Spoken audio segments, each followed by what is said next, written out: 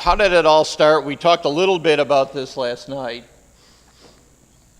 It was started by Bill Bierman and Cheryl Bierman about 15, 20 years ago. And I'll give you the Cliff Notes version of this. But as I said last night, he had no place to turn. There was no information on the internet. There was nothing available to him. So thank God for them. They took it upon themselves after finding out their son was diagnosed with aHUS to go out and find and create as much information in one location so people like us could find it and know what we were dealing with.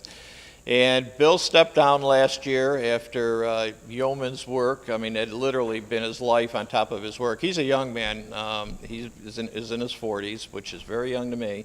And he spent an awful lot of time doing it. So we hated to lose him, and he still comes to the meetings, but they had done their time.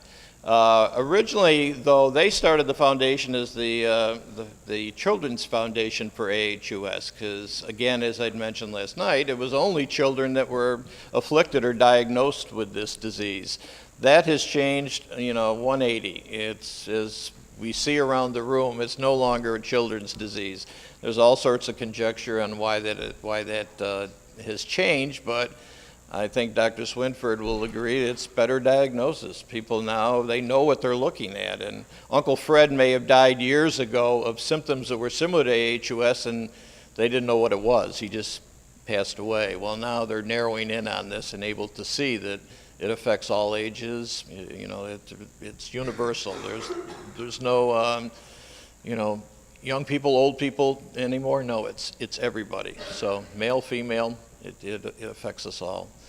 So we then had to kind of change our direction and say, okay, we have adults now. So we had to change some of these presentations. We have, sometimes we have pediatricians, sometimes we have regular nephrologists, sometimes we have hematologists speak.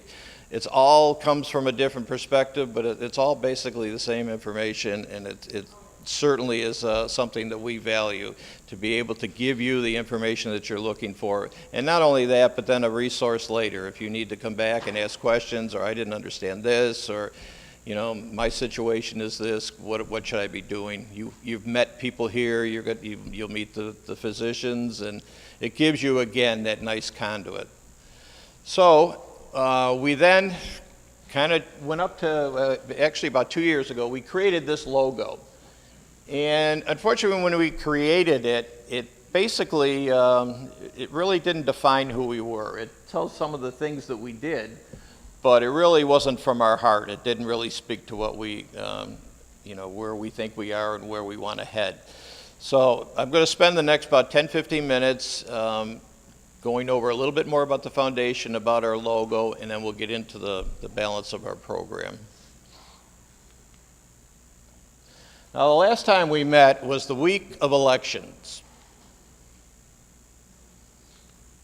So we were dealing with this, and this, and most certainly that.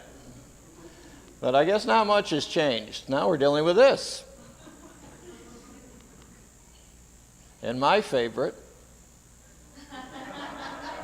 I mean, has she got him down or has she got him down? I think they're all doing great.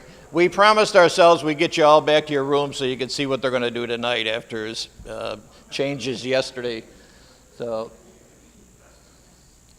again, we are a 501c3 nonprofit. We do have a couple paid people on staff because it's more than a full-time job for several people to keep this going. But it's 90% volunteer. We're always looking for new volunteers. We'll be addressing that later. We're here to bring awareness to you people, to your families, to, when we're outside sessions like this, to do events that we put up on the internet, the Awareness Day, aHUS Day, Rare Disease Day. There's all sorts of things. Our focus is to keep that information flowing, get it out there so that people are, better aware of what we do and what this disease is about. And believe it or not, to still even help the physicians. Some of them still aren't, up to date on things. So we fund research. We'll talk about this a little tomorrow, but all of the donations that we receive, 100% go into research. And we have a great relationship with the University of Iowa. We have a young man from China that we have taken through his master's program, his doctorate program, and now postdoctorate program. And his name is Bu. So when you see BU, if you look up any aHUS stuff on the internet, his name's going to come up quite a bit.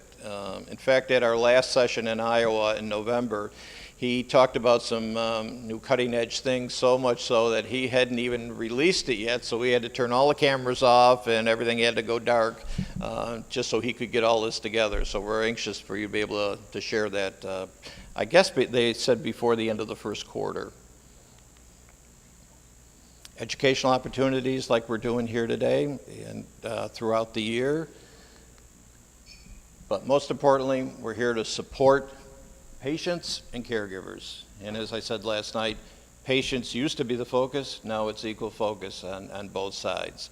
Because each of us in our own way need to be helped. We need to have a better understanding of what we're dealing with.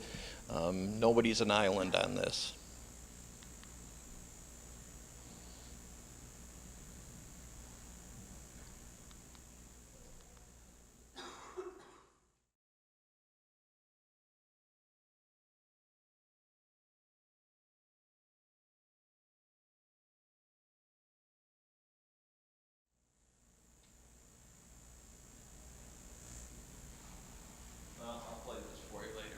This, when you do a logo, I'm from a marketing background, so this was kind of fun for me. You'd want to do a lot of research. You want to find out who you are, what you want to be, where you are today, and all of the different angles, and put all this together. So we played literally games of, they would show us cards and we would say how we look at ourselves, using a particular word or an image. And I don't know if they were analyzing me or if they were trying to help us create a logo, but it was just all this stuff and it all came together. And then this is the statement that we came out with. We've been there, we've spent the evenings in hospitals, we've worried, embraced ourselves for the worst. We've become students of the invisible processes in our body. We've felt the physical relief of meeting others in our situation, and we've been carried by their optimism, wisdom, and encouragement. So we do the same for others who are now where we've been. We are advocates in medical and pharmaceutical circles. We help doctors understand and respond to our disorder. We champion continued investment in the research and therapies that improve the quality of life for every aHUS patient. Simply put, atypical support is in our blood. This is what we designed the logo off of. And the first couple of times I didn't even make it through this. But Alyssa would laugh at me because I had tears coming down my eyes, because this is what you've all been through this. I don't think anybody in this room that can't relate in some way to what you read up there. So what we did then is put the project together and said, okay, now how can we translate that into a logo?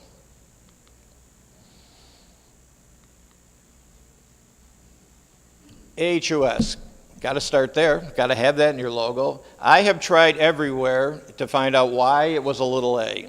Is it because it's atypical, small?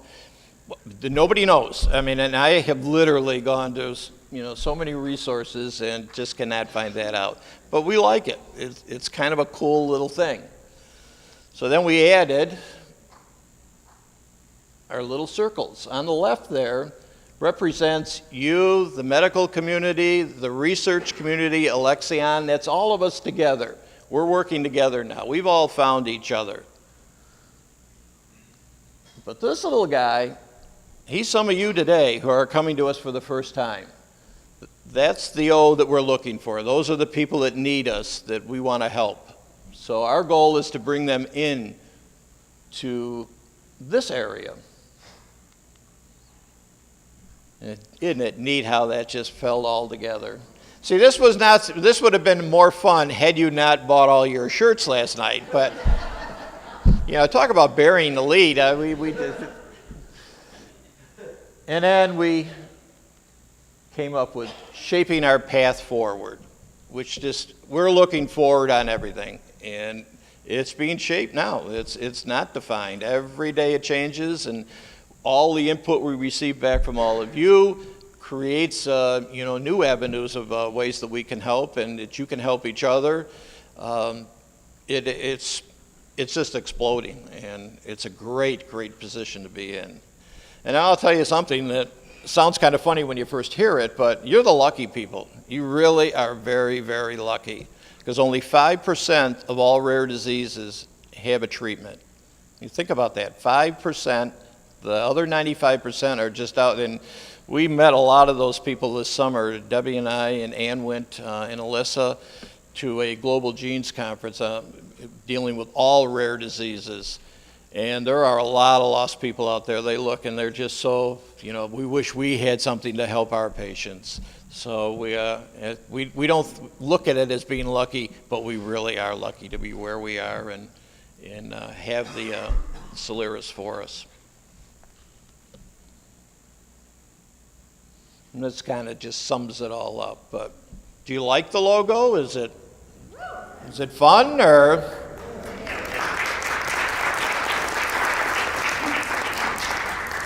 One of the other reasons we did it is because we have a brand new website, which we're going to show you tomorrow. And all of this stuff will tie in there too. The videos, you're going to be able to go and click on the website and get all the videos and access to photographs and things of that nature, all sorts of reports. So a lot of good stuff coming. Now it's Dr. Swinford's time.